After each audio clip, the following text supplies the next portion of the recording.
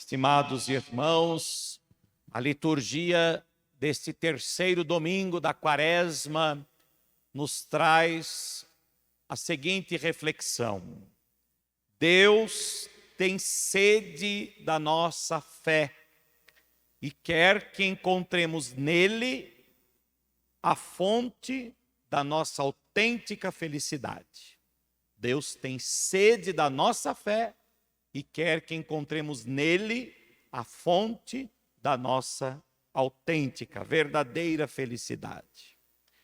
Na primeira leitura que nós ouvimos, o povo hebreu que sofria no deserto por falta d'água foi tomado de um grande desânimo, e o desânimo os fez lamentar, reagir de modo violento, de modo ingrato contra Deus.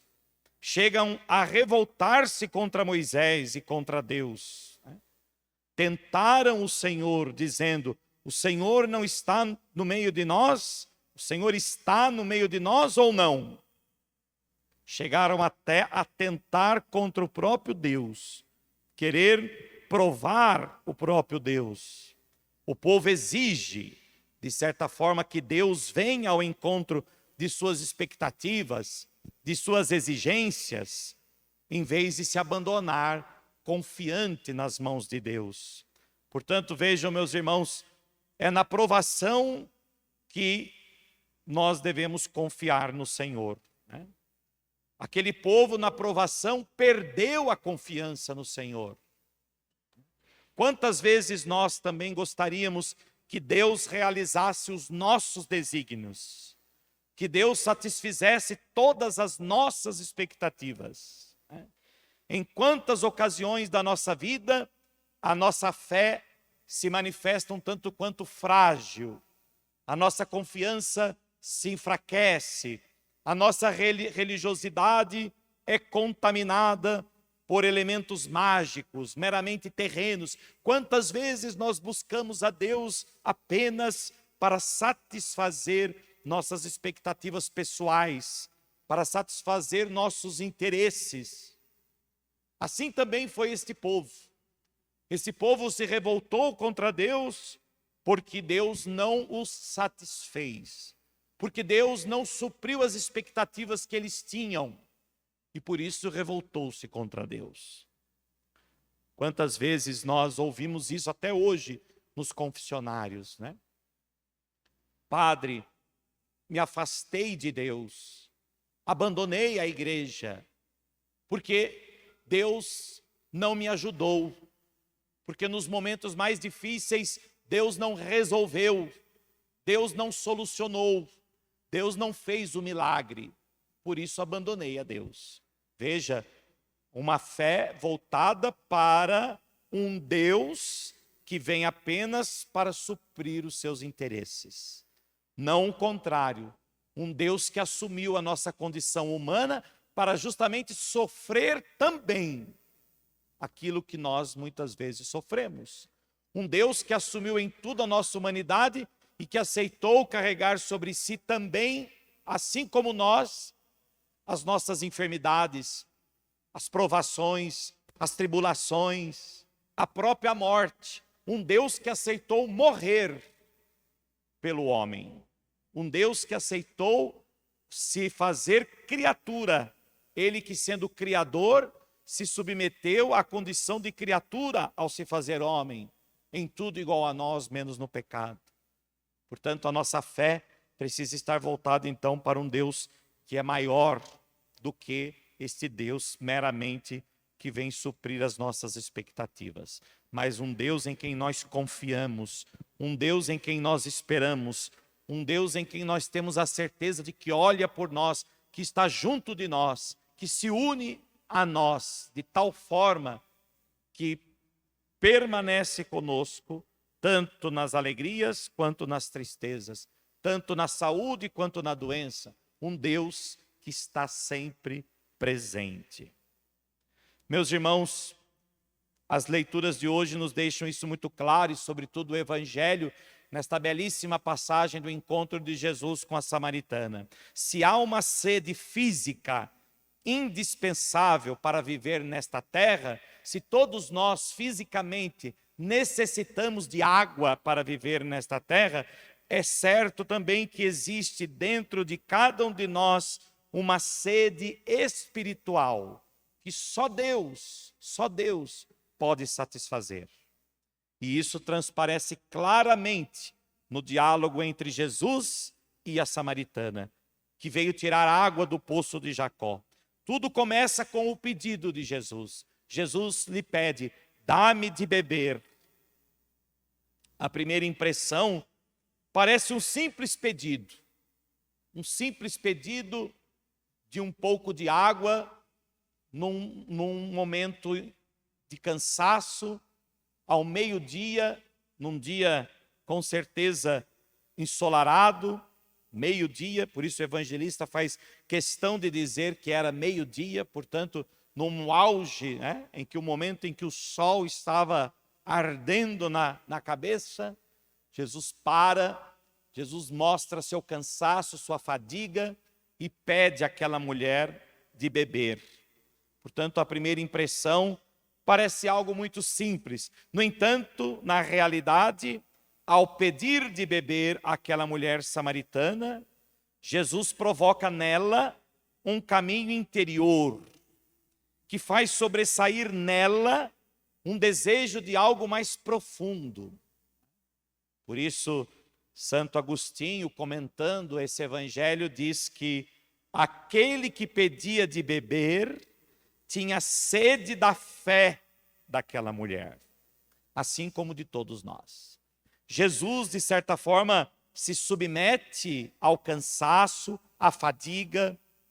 Jesus, que assumiu a nossa humanidade, se submete a essa condição de necessitar, de precisar, para, na verdade, despertar em nós o desejo de Deus. Portanto, ao pedir, nós vamos ouvir isso no prefácio da missa daqui a pouco, antes do santo, né? Ao pedir à samaritana que lhe desse de beber, Jesus lhe dava o dom de crer. O diálogo de Jesus com a samaritana se resume exatamente nesta ideia. Ao pedir de beber a samaritana, Jesus dava a ela o dom de crer, de acreditar. E ela passará a acreditar em Jesus, a crer em Jesus.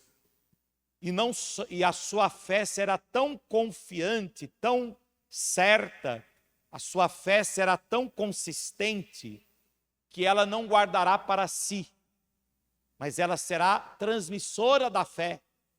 Ela vai transmitir a fé aos seus irmãos, a uma cidade inteira, que depois virá também para beber desta água, que virá também para beber desta fonte de água viva que é Jesus, como eles mesmos, como ouvimos muito bem no Evangelho, a ponto que já não vão crer apenas porque ouviram dizer algo sobre Jesus da samaritana, mas eles mesmos ouviram, eles mesmos viram, eles mesmos experimentaram.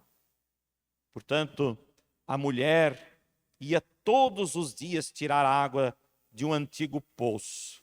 E naquele dia encontrou ali Jesus sentado, cansado da viagem. Não é sem motivo, meus irmãos, que Jesus se cansa. Vejam, a força de Cristo nos criou. Pela força de Cristo nós fomos criados.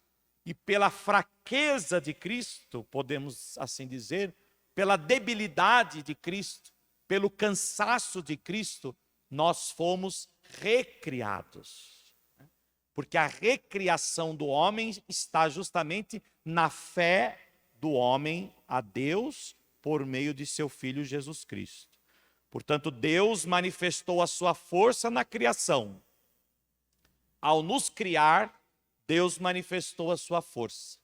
E nós, pelo pecado, perdemos a dignidade da criação. Perdemos a dignidade pela qual fomos criados por Deus. E por isso, com o pecado, fomos desfigurados. Com o pecado, nós caímos, não é? Portanto, a força de Cristo nos criou e a debilidade de Cristo, a fraqueza de Cristo, tenho sede, né? Pediu de beber, portanto, a fraqueza de Cristo nos recriou, né? Nos recriou. Portanto, com a sua força, ele nos criou, e com a sua debilidade, ele veio à nossa procura. Ele veio à nossa procura, a procura do homem. Portanto, meus irmãos, a fadiga de Jesus é sinal de sua verdadeira humanidade. E essa fadiga de Jesus, sinal de sua verdadeira humanidade, também pode ser vista como um prelúdio da sua paixão, na qual ele vai, na cruz, completar toda a obra da redenção, toda a obra da salvação. Na cruz também Jesus vai dizer: tenho sede, sede de salvação, sede de que o homem seja salvo. E no desejo de que o homem seja salvo, Jesus manifesta a sua fraqueza, porque Jesus tem sede da nossa fé, porque é pela fé que nós somos salvos. Quem crê será salvo, disse Jesus. Portanto, a grande sede de Jesus é que o homem creia. A grande fadiga de Jesus é que o homem creia, que o homem acredite, para que ele possa verdadeiramente ser salvo. Meus irmãos, a samaritana representa também, muitas vezes, a insatisfação existencial de quem não encontrou aquilo que procura. Jesus disse a ela: olha, vai chamar o teu marido. E ela diz: eu não tenho marido. Jesus diz: dissestes bem, tiveste 5 maridos, e este também com quem você está agora não é seu marido. Temos várias interpretações desta cena narrada por São João. A primeira é justamente essa: uma mulher insatisfeita, uma mulher que procura a felicidade e não encontra, porque ela procura sempre nos prazeres da vida, nas coisas da vida. Tiveste 5 maridos e agora o 6º marido também não é o seu marido, né? Depois, uma mulher que ia ao poço diariamente buscar água. Portanto, uma mulher que ainda não tinha experimentado algo que pudesse realmente satisfazê-la interiormente. Quantas vezes isso acontece conosco, meus irmãos? Nós buscamos cada vez mais nas coisas, nas pessoas, uma satisfação interior que só Deus pode dar. Esses maridos também simbolizam os deuses pagãos que os samaritanos adoravam, né? Os 6 deuses pagãos, né? E também esses maridos, né, representam exatamente então esses deuses. E vejam, Jesus então é o 7º homem que pede água a ela. Jesus é o verdadeiro esposo que vai saciar a sede espiritual daquela mulher. Jesus é o verdadeiro esposo, o 7º, o perfeito, o verdadeiro Deus, né? Que vai de fato dar àquela mulher um sentido para a sua vida, a verdadeira felicidade, a verdadeira realização, a verdadeira vida, a vida que transborda para toda a eternidade. Por isso, meus irmãos, é graças ao encontro com o Senhor Jesus que aquela mulher se viu abalada, transformada, convertida, a ponto de abandonar o seu cântaro e ir correndo ao encontro das pessoas, dizendo: vinde ver um homem que me disse tudo o que eu fiz. Será que ele não é o Cristo? Quando o Senhor então conquista o coração da samaritana, a sua existência transforma-se e ela vai imediatamente, sem hesitações, comunicar a boa nova ao seu povo. Assim também é na nossa vida.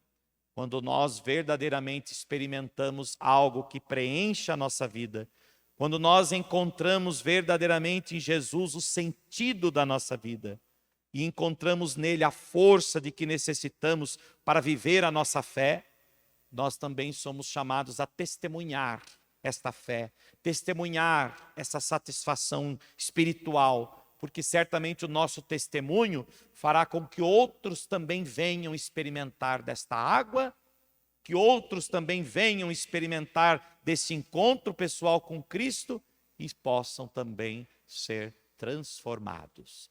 A tal forma, como bem vimos no final do Evangelho, muitos já não acreditavam mais em Jesus por causa do que a mulher disse, mas porque eles mesmos foram ao encontro de Jesus. Meus irmãos, nós estamos já no terceiro domingo da Quaresma. Estamos nos preparando para a festa da Páscoa. Que nós possamos então verdadeiramente buscar uma conversão sincera, renovando a nossa fé em Jesus, e assim possamos celebrar o verdadeiro sentido da nossa fé, o verdadeiro sentido desta vida, o verdadeiro sentido da vida que está em Jesus Cristo. Hoje também celebrando os nossos falecidos, nós queremos também recordar esta mensagem de Jesus. É nele que está a nossa salvação, é nele que está a nossa vida, é nele que está verdadeiramente o sentido da vida. Por isso, mesmo que passemos pela morte, mesmo que atravessemos a porta escura da morte, nós temos a certeza de que em Jesus está a vida eterna. Em Jesus está a água viva que jorra para a vida eterna. Que esta seja então a oportunidade de renovar a nossa fé, consolar o nosso coração na certeza de que em Cristo está a nossa salvação, que a nossa vida está escondida com Cristo no céu. Assim seja. Amém.